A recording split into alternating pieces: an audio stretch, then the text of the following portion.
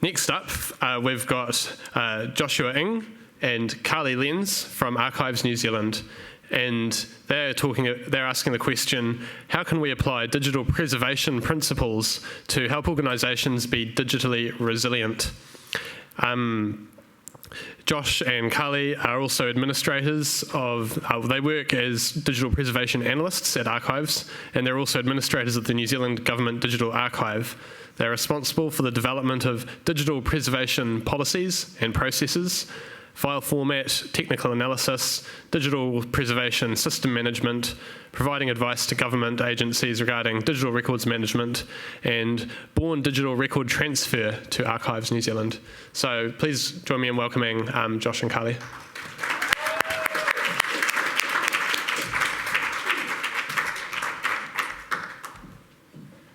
There's a clicker for you there.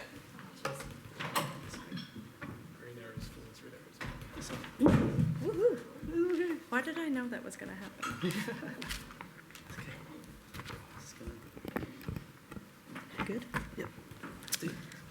Tēnā koutou katoa, ko Carly Lenz taku ingoa, ke te rua mahara o te kāwanatanga ahau e mahi ana. Hi everyone here, and hi everyone who is on the stream. My name is Carly Lenz. This is my colleague Joshua Ng.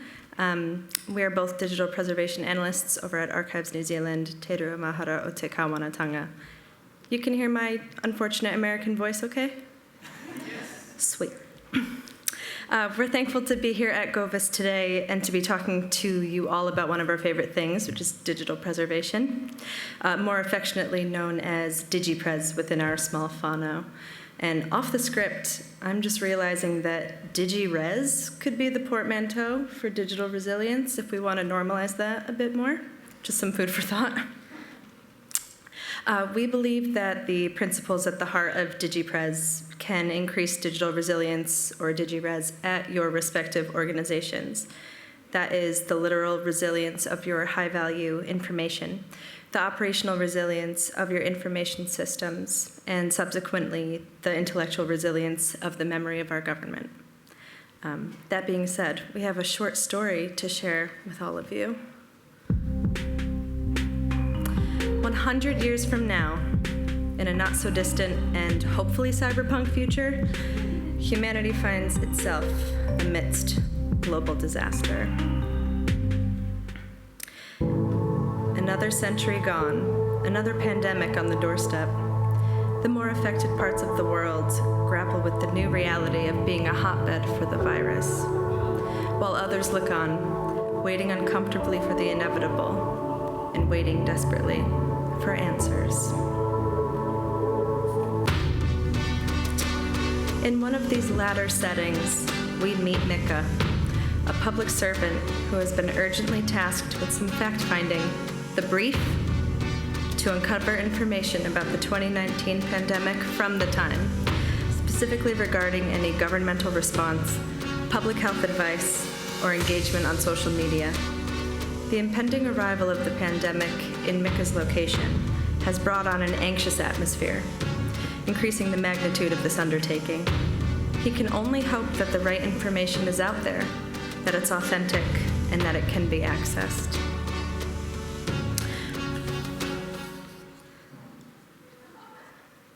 While on Mika's quest for knowledge, he is faced with a vast information landscape, one full of unmanaged content, popular news, and shiny tools that spotlight current information rather than the historical data that he's seeking. He's overwhelmed by what is out there and is beginning to feel unsure of the integrity and the relevance of the information that he's finding along the way.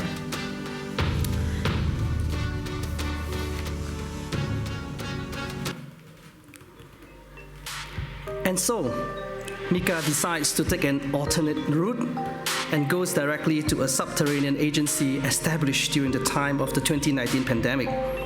This agency was more than, and continues to be now, operated by an equally paltry but enthusiastic team of information champions. They hold digital collections of vital relevance to Mika's prompt, but due to the agency's lack of resourcing, the data has been stuck in a legacy system for ages and requires migration into a modern system for rendering.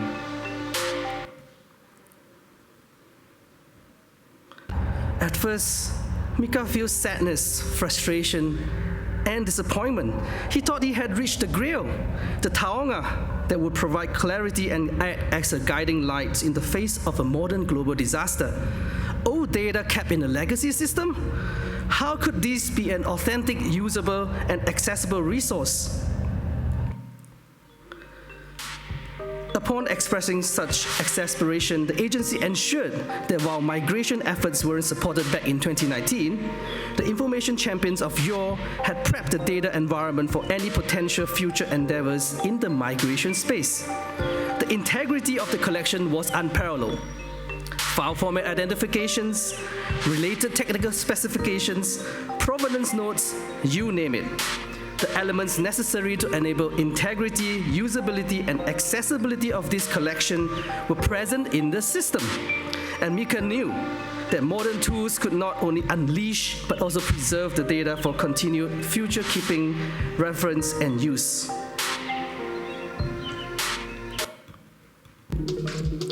Feeling informed and empowered and equipped with a portable storage device, Mika departed from the agency, his cup full.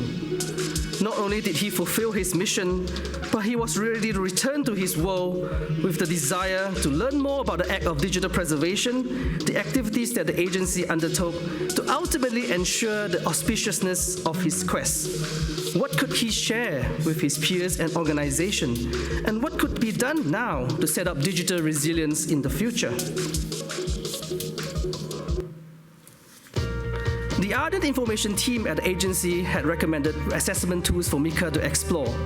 He was to bring them back to his organization so that some internal evaluation could be done as a launchpad.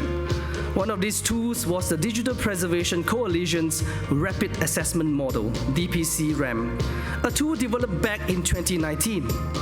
And Mika was told that this assessment tool helps to measure where an organization is at in regard to their digital preservation capability. The DPC-RAM is purposely agnostic towards preservation strategy and solution.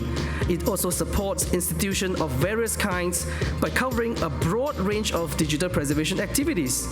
And Mika took note of this, planning to apply it to his own organization.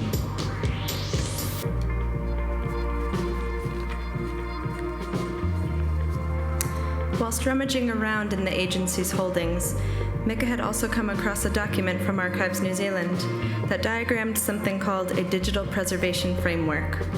Within this concept were different components, including principles, policies, and outcome statements, all working towards fulfilling an overarching vision. The principles stood out to him, emphasizing integrity and active management, particularly through a legislative lens. Mika wondered if the principles and the policies at his own institution focused on their digital holdings, or if they were due for review. Armed with the right questions to ask and the tools to measure their corresponding answers, Mika openly accepts the work yet to be done.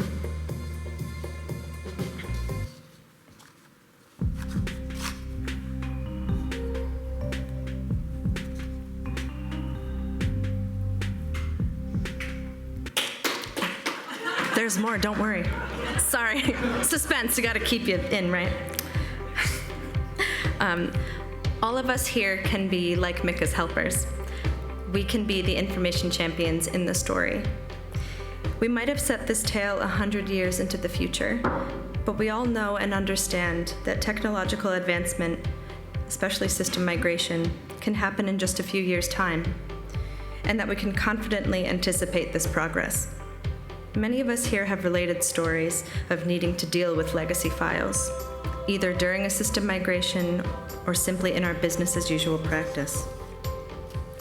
The Public Records Act specifically states that the disposal of information must be by the approval of the chief archivist. So legislatively, we all have a responsibility to preserve our high-value information. Of course, in our current framework, we at Archives New Zealand would welcome digital transfers. Not exactly like this. The beavers, not a problem for us at the moment, and hopefully won't continue to be. But until then, until transfers are ready to come our way, every agency represented here today maintains the responsibility to digitally preserve their respective information, to manage their records, to tend to their bonsai. In this sense, digital preservation is for everyone. We, the digital preservation team, and the Government Digital Archive administrators at Archives New Zealand encourage you to spark some introspection at your own agency. Check out available assessment tools and refer to our guidance, such as the Digital Preservation Statement and the Information and Records Management Standard. You'll also find yourself on a valuable journey towards digital preservation and digital resilience. There we go. Thank you. Kia ora.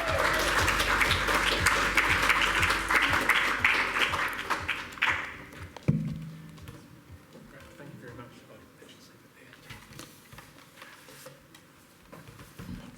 I've got something for you here as well. There you go. Oh, Yeah. wow. Thank